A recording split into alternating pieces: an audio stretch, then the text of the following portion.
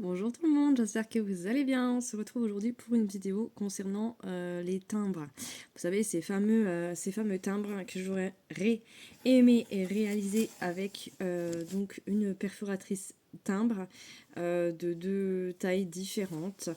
Une autre que j'avais finalement trouvée sur Temu qui faisait donc les bordures et où j'aurais pu réaliser des timbres de la taille souhaitée. Et je me suis finalement tournée vers mes ciseaux cranteurs. Alors là, attention, ce sont des ciseaux cranteurs que je crois que j'ai eu pour mes 10 ans ou mes 11 ans. Donc c'est vraiment collector en fait. Je vais vous les montrer, j'espère qu'ils n'ont pas tous tombé. Donc voilà, ce sont des ciseaux cranteurs qu'on achetait à l'époque, je ne sais même pas si ça existe encore, sur les catalogues de vitrines magiques. Voilà, pour les plus nostalgiques. Donc j'avais ça hein, dans mes boîtes que je consacrais à mes filles avec mes perforatrices, des perforatrices animaux, etc., que j'avais eu aussi quand j'étais encore une petite fille. Voilà. Donc c'est vraiment... et encore la boîte. Comme ça que je sais que c'est... Je me suis rappelé que c'était de vitrine magique. Donc c'est vraiment collector. Donc, je suis en train de faire les boîtes de washi tape comme je vous ai indiqué. J'en ai déjà réalisé une et j'avais des chutes de carton. Donc, je me suis amusée à faire des contours comme ça, des petits timbres en fait. Et j'ai noté la couleur de mes ciseaux cranteurs pour voir lequel correspondrait en fait le mieux. Alors celui-là c'est le vert, j'ai dû m'en servir plus que les autres parce que il coupe très mal. Alors j'ai fait ça rapidement, je les réguiserai s'il faut avec du papier d'aluminium.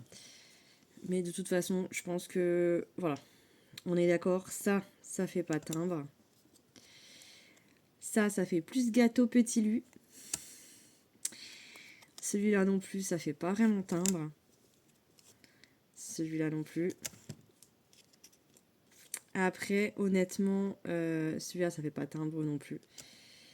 Après, j'hésite entre celui-ci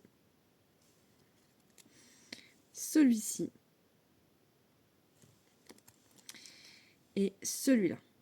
Après, c'est vrai que celui-là, il fait pas quand même timbre parce que ça fait... mais on va dire que celui-là, c'est le moins pire des trois. Et vraiment, entre ces deux-là, je pense que je vais vraiment conserver ces deux-là pour faire les timbres.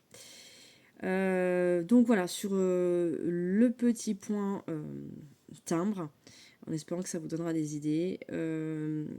Voilà, j'ai réussi à, à trouver une astuce pour m'en sortir.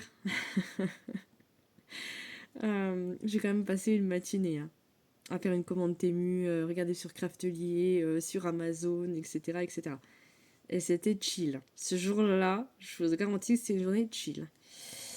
Comme on dit maintenant, comme disent les jeunes. Une journée vraiment très très cool où j'ai pas fait grand chose. Mais des journées comme ça, il en faut aussi de temps en temps, sans culpabiliser. Et au final, pareil, les perforatrices bordures que finalement j'ai clairement vous donné l'idée pour l'instant.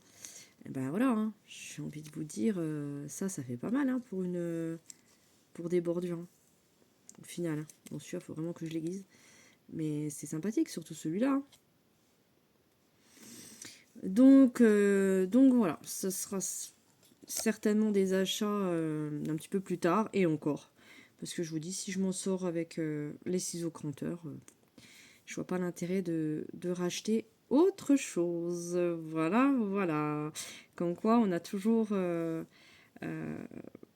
nos placards de quoi s'en sortir des systèmes D quand on est un petit peu outillé en loisirs créatifs. Mais honnêtement, ça me fait assez sourire Parce que la pince à œillet, pareil. Hein.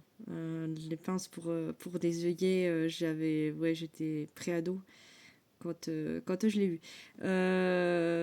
Donc la preuve que la passion des loisirs créatifs ne date pas d'hier. Je ne vous dirai pas mon âge. Ça restera secret. Mais voilà, on va se cacher quand même que ça date un petit peu. J'ai plus 20 ans. Voilà, sur ce, je vous fais des bisous et je vous dis à très vite pour une prochaine vidéo. À bientôt, prenez soin de vous et des vôtres.